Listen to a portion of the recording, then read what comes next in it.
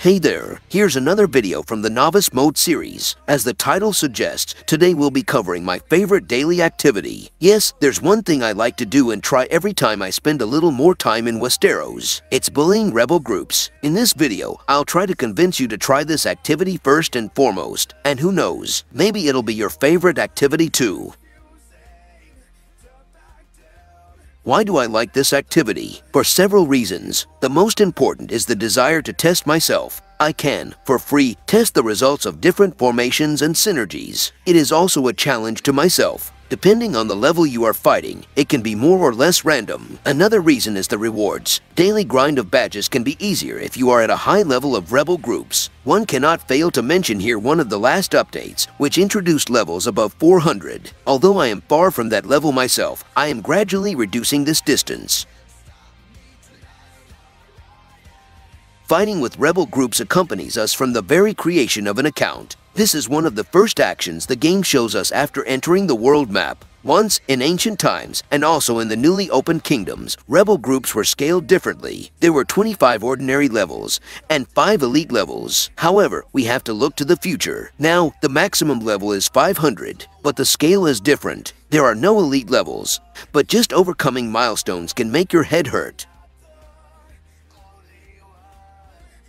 Is there a way I can encourage you to put in a lot of effort in this activity? I think so, and my collection of badges will show it best. I'm sure most old school players, like me, will burst out laughing at this sight. It amuses me too, because I often meet older players whose badges are much worse, and I don't focus on them at all when it comes to rewards. They just appear. Their number grows every day.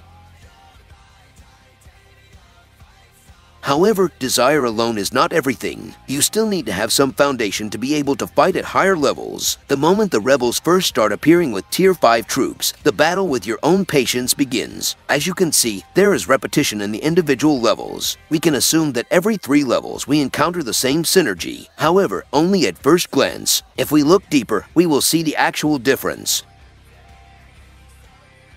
Every level, the stats of the rebel groups increase by 30%. Additionally, every few rotations of synergies we face, awakening skills increase. They are not permanent for rebel groups like our commanders. Although none of the commanders have any weapons, the increase is identical to what it would be if they had those weapons and upgraded them. This means that even gaining percent we can hit a wall. Of course, there are ways to increase in power other than just acquiring weapons. We can use temporary bonuses such as Hall of Faces, Fervor, titles. I use this because the only synergy I have trouble with is the weakness synergy. Peter Baelish plays a significant role in my defeats because at this level he has an awakening skill equal to what he would have with his exclusive 1-star weapon. This is a real pain, especially considering my Margery is useless because attacks on the weak point do not miss.